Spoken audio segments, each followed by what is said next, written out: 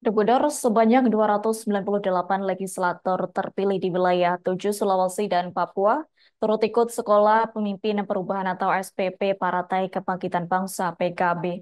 Adapun pelaksanaan SPP tersebut berlangsung di Balino, Kabupaten Goa, Sulsel pada Kamis 19 September. Adapun Hanif Dakiri mengatakan bahwa SPP ditujukan untuk membekali calon-calon legislatif terpilih PKB dari berbagai tingkatan. Untuk informasi selengkapnya akan disampaikan langsung oleh rekan wartawan Tribun Timur. Renaldi Cahyadi, silakan untuk laporan lengkapnya. Baik, terima kasih rekan Nadila dan tentunya selamat siang bagi Tribuners dimanapun Anda berada. Benar sekali seperti yang tadi disampaikan, sebanyak 298 legislator terpilih oleh Partai Kebangkitan Bangsa atau PKB di wilayah 7 Sulawesi dan Papua ikut sekolah pemimpin perubahan atau SPP yang dilakukan oleh Partai Kebangkitan Bangsa atau PKB. Pelaksanaan SPP itu sendiri berlangsung di Malino, Kabupaten Goa, Sulawesi Selatan, mulai dari Kamis 19 September kemarin hingga dan akan berlangsung hingga hari Sabtu 21 September 2024 mendatang. Di mana hari ini menjadi hari kedua untuk kegiatan Sekolah Pemimpin Perubahan yang dilaksanakan oleh PKB. Di mana wilayah 7 dari PKB sendiri itu meliputi 12 provinsi yang ada di Sulawesi dan Papua. Beberapa petinggi DPP PKB terlihat saat kegiatan Sekolah Pemimpin Perubahan dilaksanakan dan pada saat pembukaan Sekolah Pemimpin Perubahan itu. Seperti halnya kemarin kami melihat Wakil Ketua Umum DPP PKB yaitu Hanif Dakiri, ada Sekjen DPP PKB juga yaitu Hasanuddin Wahid. Terlihat juga Ketua Harian DPP PKB Aisyafia Asfar dan 6 wakilnya yang baru saja dilantik pada Rabu 18 September 2024 kemarin oleh Ketua Umum DPP PKB yaitu Muhaimin Iskandar.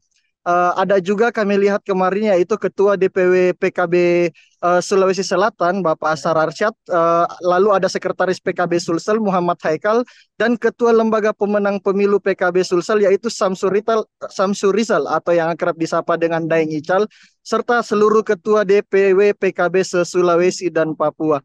Sementara itu pada saat pembukaan sekolah pemimpin perubahan ini, Ketua Umum PKB Muhaimin Iskandar tidak dapat hadir, namun beliau sendiri Muhaimin Iskandar baru hadir pada pagi tadi di Malino, Kabupaten Goa, Sulawesi Selatan. Pria yang akrab disapa Caimin itu membawakan materi kepada setiap peserta sekolah pemimpin perubahan, di mana SPP sendiri dilakukan oleh PKB untuk melatih setiap legislatif terpilih mereka dari berbagai tingkatan, mulai dari legislatif kabupaten, kota, provinsi hingga tingkat DPR RI di seluruh wilayah yang terbagi dari 8 wilayah di Indonesia, di mana saat ini telah menjadi zona ketujuh dari 8 zona yang dilakukan kegiatan Sekolah Pemimpin Perubahan itu. Kegiatan itu diwajibkan bagi seluruh anggota legislatif PKB terpilih dan mereka juga diwajibkan untuk lulus dalam kegiatan SPP tersebut. Karena jika tidak lulus, maka mereka akan mengulang sekolah tersebut kembali. Terdapat hal menarik pada saat pembukaan Sekolah Pemimpin Perubahan kemarin, di mana dalam pembukaan SPP tersebut, Wakil Ketua Umum DPP PKB yaitu Hanif Dakiri memperkenalkan Ketua Harian DPP PKB dan wakilnya di hadapan 12 Ketua DPW PKB di wilayah 7 Sulawesi dan Papua. Hanif memanggil Ketua Harian dan 6 wakilnya itu naik ke atas panggung dan memperkenalkan diri masing-masing.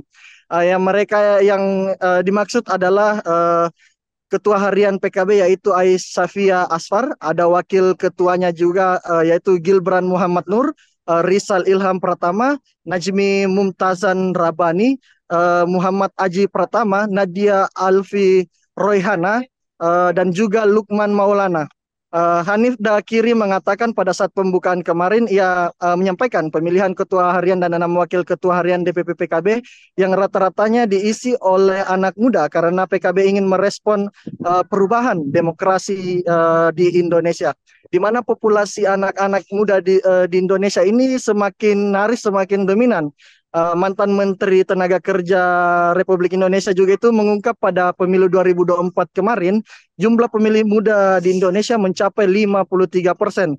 Lalu pada 2029 nanti diperkirakan sekitar 67% pemilih muda akan ikut berpartisipasi dalam pemilu 2029 mendatang. Saat ini, kata Hanif, anak muda tidak bisa lagi disebut sebagai pemimpin masa depan, melainkan harus menjadi pemimpin saat ini juga. Adapun kata Hanif, ia mengharapkan agar apa yang dilakukan oleh DPP PKB dapat menjadi inspirasi baik DPW maupun DPC PKB di Indonesia untuk memberikan ruang yang lebih besar kepada anak-anak muda dan bukan hanya sekedar untuk terlibat dalam partai atau di politik saja, tetapi memimpin politik dalam PKB. Sementara itu, Caimin yang hadir pagi tadi sempat menyampaikan beberapa kata setelah menyampaikan materi yang dimana ia mengatakan tantangan PKB ke depan sama dengan partai lainnya yaitu membangun kepercayaan masyarakat karena kepercayaan masyarakat kepada partai dan juga legislatif mengalami penurunan sehingga kata Wakil Ketua DPR RI itu PKB akan bekerja keras untuk seluruh kader baik itu yang ada di legislatif maupun di kementerian agar memiliki kapasitas kualitas yang memadai juga integritas dan mentalitas mereka harus baik juga. Tak hanya itu, etika juga harus dibangun dan akuntabilitas pertanggungjawaban harus ada dalam peran-peran politik setiap kadernya. Ia berharap agar SPP itu dapat melahirkan kandidat-kandidat yang dapat mewujudkan apa keinginan masyarakat ke depannya. Seperti itu kiranya rekan Nadila. Baik, terima kasih untuk informasi lengkapnya. Silakan bertugas kembali. Download Tribun X sekarang. Menghadirkan lokal menjadi Indonesia.